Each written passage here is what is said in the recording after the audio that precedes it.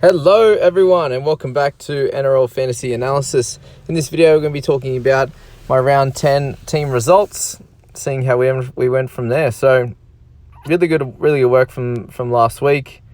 We managed to rank 2,947th for the week with a score of 1,034, which puts us down about 650 ranks from last week into 2,390. So really good result. From there we had a bit of an up and down week, really, in the end. Just a bunch of standout performances and a few that are a little bit worrying, but we'll be talking about that from there. So let's start. Coruscant 54 had a bit of a slow start and caught up really well, so nothing wrong with his performance there. A lot of people were worried about his 30-odd the week before, where he didn't play the 80 minutes, but just remember, a lot of the time the best players in the team will get a bit of a rest, especially if the team's winning really well. So I wouldn't worry about that, and just think of that for your trades going forward. He back to 80 minutes and 53 tackles. So in those closer games especially, he makes a lot of tackles. The only thing that's a little bit worrying with him is he isn't running the ball as much as he once was, but obviously I think from what I've been watching is trying to get the ball out to the edges pretty quick and get their go forward from there, rather than as much through the middle. They're going through Fish, Harris, etc. So, but again, nothing to worry about. Fodawaker, a little bit different this week. Still getting good minutes of 56, but just had an off week. Only 23 tackles, and a couple of misses there, which he hasn't been getting the last few weeks, and then only 100 meters. So it's a little bit concerning the last 3 weeks, where he had games there where he's up over 200, and now he's only, the last 3 weeks, 134 was his biggest. So a little bit of a worry, but the 2 weeks before he got 60 and 55, which was awesome. So let's give him another week. I'm sure a few people will try and get rid of him this week. Anyway, Payne Haas, 79, smashed it. Even got his rest. Just a smaller rest this week, but did really well. Angus Crichton has been absolutely killing it. Hey, like 50 and 59 minutes would have been looking at 66 to 70 again, like the last few weeks. Just been smashing it, but unfortunately he's been injured. Looks like he's got a 3 to 6 week grade 2 MCL sprain. So not great. Makes me a bit worried as to what I'm gonna have to do with him, but we'll have to work that out at the end of the video. Moving along, Jay Trial 56 doing his thing. Isaiah Yeo, a lot of people doubted him. He had one good run in there, which got him a few extra tackle busts. Only thing to worry about is he is down to 55 minutes this week. So hopefully he can be back to 64 and score even better. But just had a good week. Only the one miss, 140 meters there with 3 tackle breaks. So just a good game. Did well. Same thing. Closer game there means more tackles, better for him. And over the next few weeks, the Panthers have the Titans, the Eagles, and the Raiders. So you'd say they'd beat the Titans pretty comfortably, and the other two would be a little bit closer, and he should score well. So I wouldn't be worrying about Isaiah Yeo. Nathan Cleary, what a game, hey? What a great finish. Just sitting just over 80, and then just a sneaky try at the end to hit 106. So well done for those who captain him. I've got him as vice. I wasn't going to pull the trigger there, but he is so safe. He's only had one low score, which shows in his 71.8 average. But every game's so high, except for that 35 in his first game back. So awesome from Cleary. Nothing else to say there. Mitch Pearce seemed to get through the game all right. Everyone was talking about he's obviously he's got a bit of a leg issue. He seems to be doing okay. Snuck through for 53, so let's hope it's not that 30, 60, 30, 50, and now a 30 again. Let's hope it's not that, but we'll work it out from next week and see how he goes. Tessie New, God, the Broncos suck. Sorry for any Broncos fans out there, but they're so bad at the moment, which, scored well against the Dogs and the Warriors, which is great for him, but, they're playing the Storm this week. Looks like Tessie New won't be playing, so I have a centre problem with Latrell being out for next week too. Got to find a way to get Zach Lomax in, surely. Or Teddy, and I can bring Best up, for example.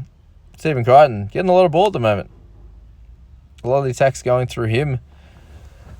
At the start, when Crichton was moved into the centre, it was all going through Billy Kickow, but now it seems to be going out to his way a little bit, and not as much to Mansour. So very centred around him, which is great for those who have him, and gaining a lot of money over the last few weeks. This week was 61k, so he's up over 100 over the last 2 weeks, which is awesome. Bradman Best, a lot of people doubted him. Look, I doubted him as well. I said he's not a keeper, but still doesn't mean he can't score well, in certain games. When he scores a try, he averages way over 50. Just think of it that way. Had a really good game. He's a great player. Just don't think this year's his year to be that absolute gun. He's only 19 years old, so let's hope he doesn't. Let's hope he can gain a little bit more money out of these next few weeks. Kalen Ponga, 80. Same thing. A bunch of people were trading Ponga to Tedesco, and yeah, that's great, but you want both of them by the end of the year. I'm still trying to work out how I can get Teddy, so this is going to be a little bit more than normal for Ponga. Look at the first 6 games, or his 5 games, averaging 70. So this is a bit more than normal than what people think. And then Pappy, playing good footy. That's the issue. Which even if he doesn't score well in fantasy, he doesn't contribute to the tries or try assists. His floor is 30, which shows that he's still playing well out there on the pitch. So just the three tackle breaks this week, and only 124 meters, which was really low. Got the try saver in as well. So we need him up around 200 meters and in the tries. But this week they get to play the Broncos, so he should absolutely have a field day. Should. Broncos and Dogs in the next 3 rounds. Pappy's got to stay in your side. That's my call. All right, sliding down. Interchange always seems to go well. Harry Grant, McCulloch, Carrigan, all guns. And then Jerome Luai is just plugging away there, making some money still. Was it 19? Still 19k, so he's going to be upgraded very soon, just waiting for the right week.